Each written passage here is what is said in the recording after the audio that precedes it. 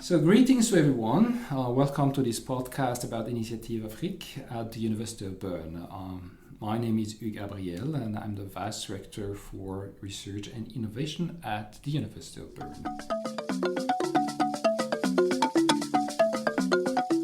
And today it's my big pleasure to have my guest, Dr. Djouroukoro Diallo, with whom I've been working for several months now on the Initiative Afrique project.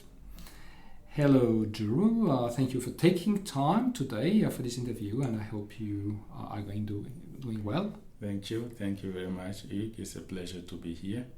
Good. So I'll start with my first question.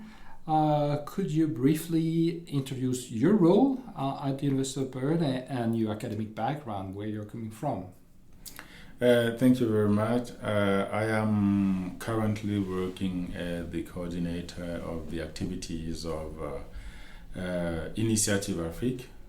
And Initiative Afrique is the program that unifies all activities linked to Africa at the University of Bern. And at the same time, I am an associate researcher at the Center for the Study of Language and Society since 2018. But also I work as lecturer of applied linguistics, mainly in the area of discourse and media analysis, and I also teach foreign languages like German and French, etc.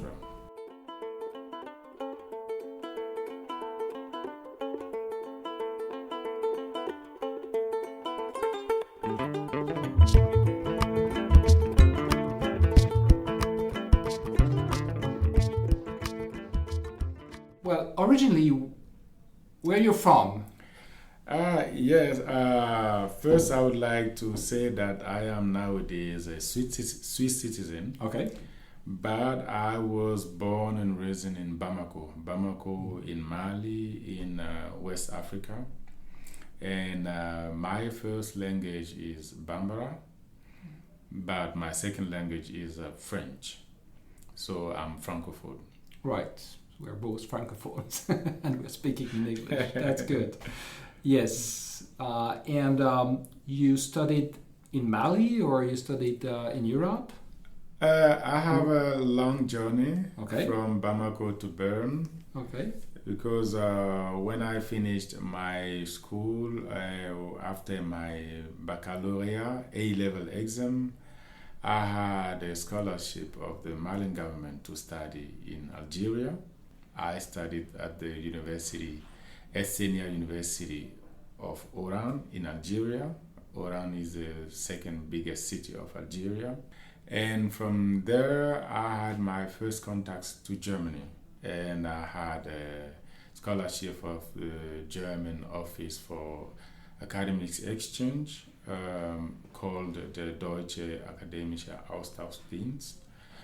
And from there, I had a scholarship for my master studies here in Bern in 2007. Right. Since then, I'm here in Bern.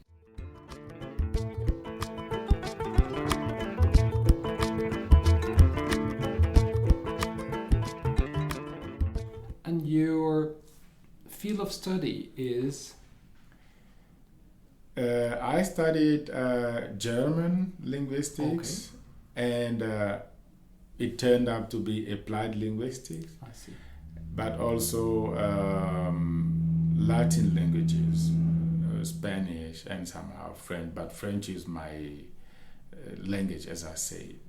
So I'm linguist and working on issues of discourse analysis, media analysis, multilingualism in African context, and nowadays a little bit more social linguistics, political linguistics.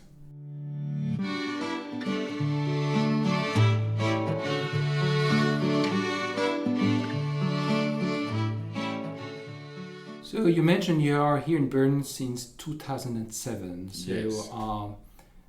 I assume, well, you were out of Mali, so Algeria, Germany, but Can you tell us a little bit, the first time in Bern and maybe, surprises, challenges that you had when you came to the University of Bern?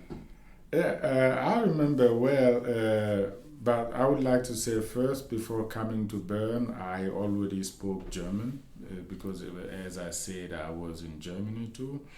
So my German was, I thought my German was enough good. But once here in Bern, the first linguistic barrier that was Swiss German, and specifically the Bernese one. So I was really, it was just frustrating to know that you are in a German speaking area, but you cannot freely talk to everyone in the same language like they speak to you. So many people were trying to talk to me directly in French or in English. I see. So they were not ready to talk to me in High German, but more in English or in French. And that was really frustrating. That was one of my first surprise in Bern. Mm-hmm. Yeah. And it was also a barrier for integration in general, because you notice from that moment that you have a kind of cultural problem that is a real barrier to integrate fully in the society.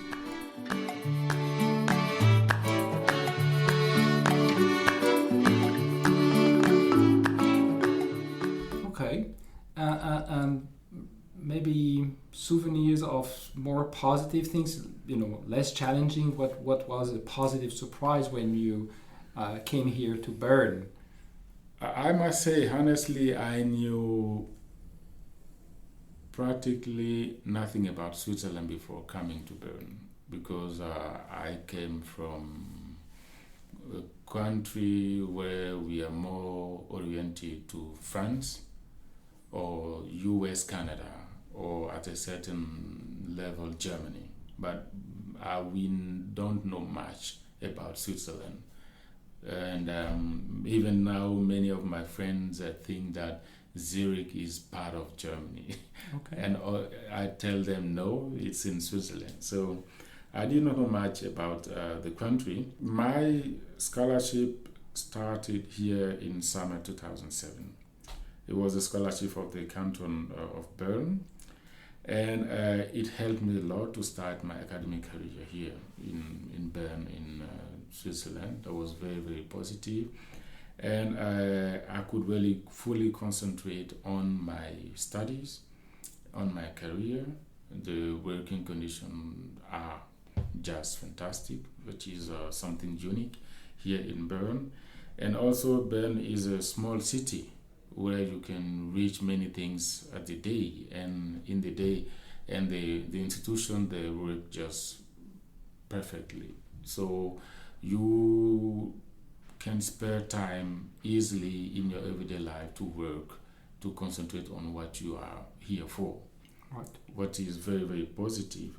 And at the same time, I started my PhD project, and I was in the graduate school of the Walter Benjamin College. It was the same situation. I was really thankful to benefit from the whole program that I had, the high-level lectures and seminars and workshops on soft skills that really help you to start your career. That was just fantastic, and I'm really very, very thankful for that. It is the right place to concentrate on your work, on your career, and also to contribute really fully to the academia.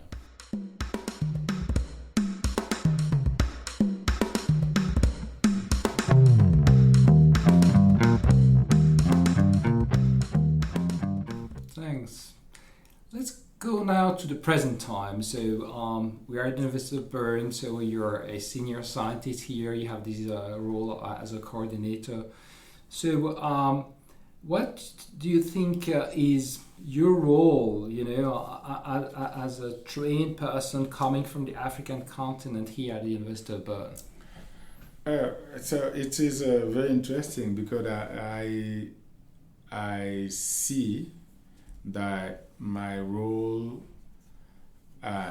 did not change that much because I kept on doing what I've been doing all of these years. I wanted to contribute at a certain level. First of all, to show a better image of Africa, because I consider myself as one of the representatives of the continent. So I have no other choice. But because when I arrived here in Bern, we were just a few people from Africa. We are not so many.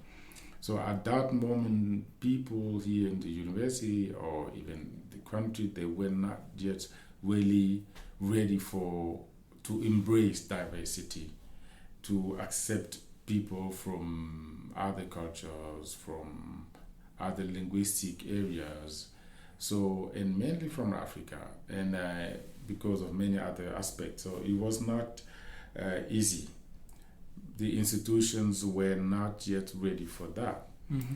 And at the same time, it was the time of the reform of Bologna. So what was really challenging, because you come in a new system, academic system, the old system is ending, a new one is starting. So it's for you a real struggle to find yourself in this tumult. Even the Swiss students, they were not really well oriented at that moment. But it was challenging, and we wanted to show a better image of Africa, and as his representatives. And even today, this is my role. Okay. Yes.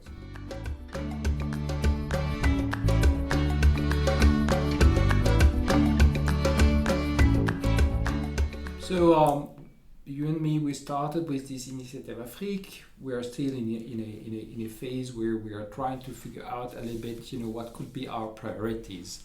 But you, Djourou, what would you see priorities of Initiative Afrique?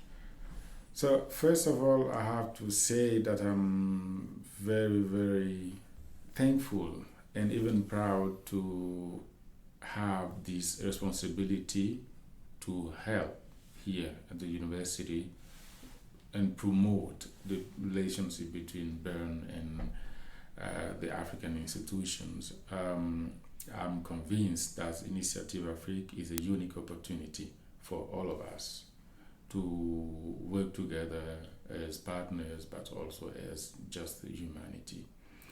So Initiative Afrique is a welcome opportunity to integrate all people with African origins, to better integrate them in the University of Bern, to promote the tradition of relationship between the university and its partners in Africa, and gather all of these people and create new synergies for the well-being of the University of Bern, of all of us.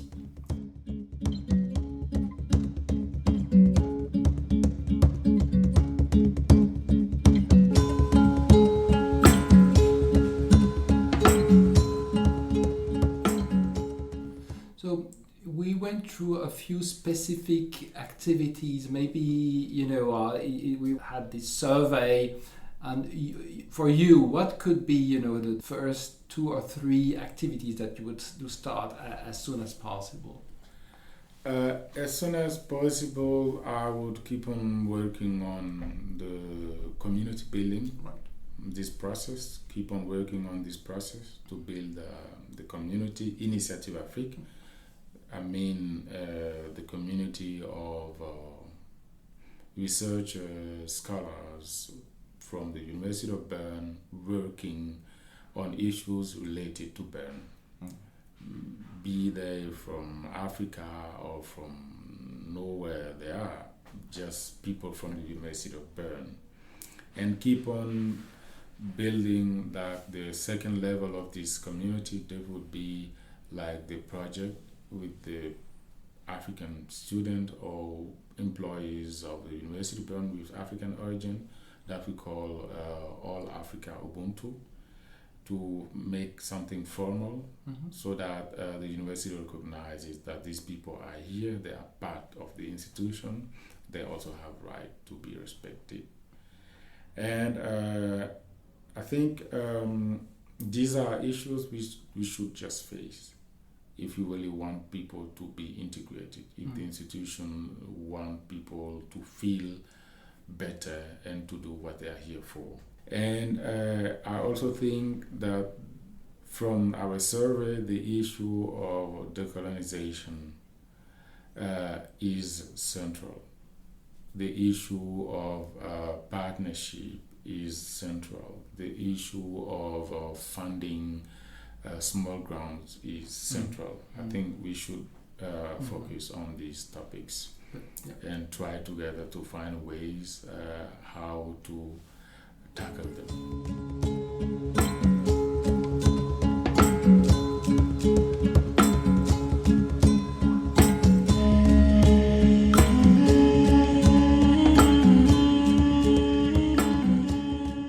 So when we were discussing about the added value of the community, one aspect is the fact that many of our colleagues, like you, you are part of networks on the African continent, but also elsewhere, international networks.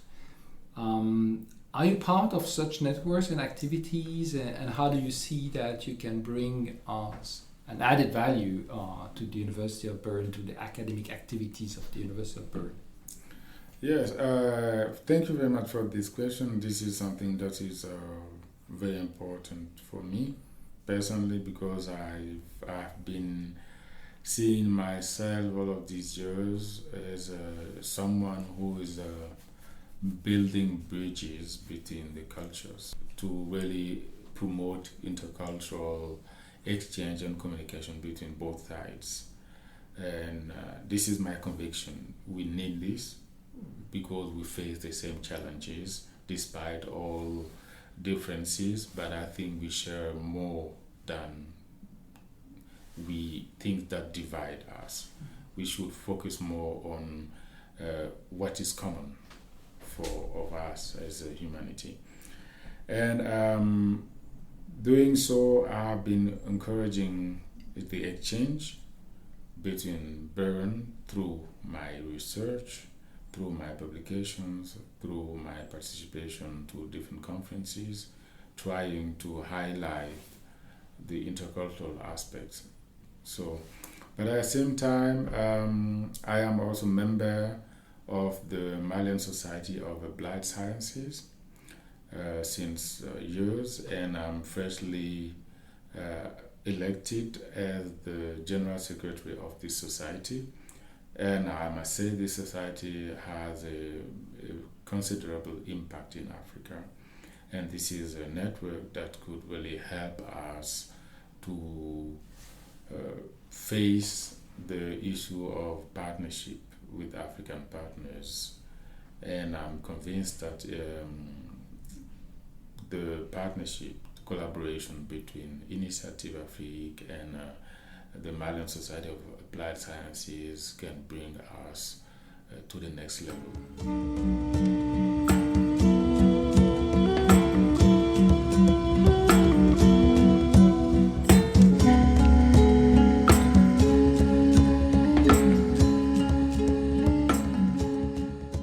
I would have two last questions. One which is, something that intrigues me always about, the languages that we are using every day. We are now using English for this interview, and you know that we try at the University of Bern to promote French language, and also in communicating with our African language, African colleagues. So we call it Initiative Afrique. This is French. Do you sort of share my frustration about, that everywhere we have to use English? Yes, I do understand your frustration, and I do share it. I share it. Not only because I'm a linguist, but I advocate for multilingualism in everywhere, but specifically here in Switzerland, in every institution. And I'm convinced that multilingualism is one of the most important national values of the country. Yeah.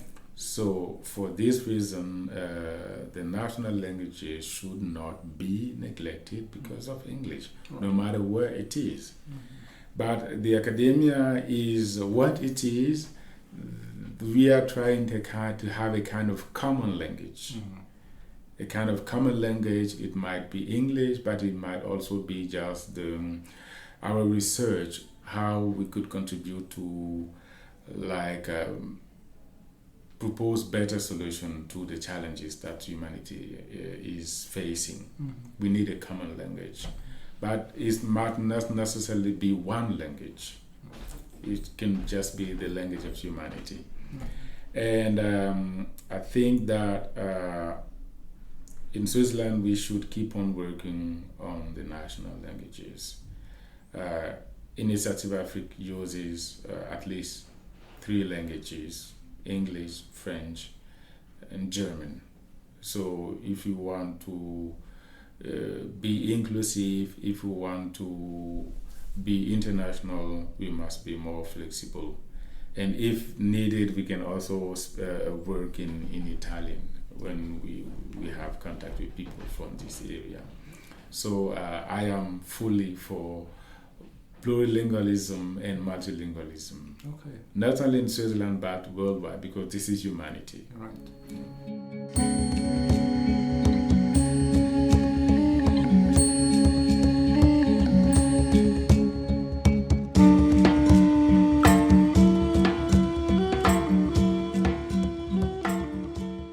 Thanks for the answer. And my last question, again, a bit more personal question. So you mentioned also, you're Swiss now, and so what is this? What is good for you to be a Swiss citizen? So to be a Swiss citizen means I'm part of it. I'm part of the thing. Yeah. Maybe not totally on the cultural level, because this is something difficult. I don't speak Swiss German as a mother tongue. There's a kind of I call Swiss citizens and Swiss natives. So I'm not any Swiss native, but I'm a Swiss citizen. It means I have the right to contribute to anywhere I think I can contribute, and that is accepted in the society. And this is very important. We are also living here, we have family here, and our children are living here. My daughter speaks Bernese as a mother tongue. I'm really proud of it. Thanks a lot. Thank you very much, Djouroukoro, for sharing all these opinions and insight with us today on this podcast. Again, I'm very grateful for what we have done so far for Initiative Afrique. I see it as the beginning, so it continues. And then, dear colleagues, I'd like to encourage you to continue listening to this podcast series. There will be more colleagues from Initiative Afrique that will be interviewed in the coming weeks and months. And with this, I wish you all the best. Thank you very much, Hugues. Have a nice day.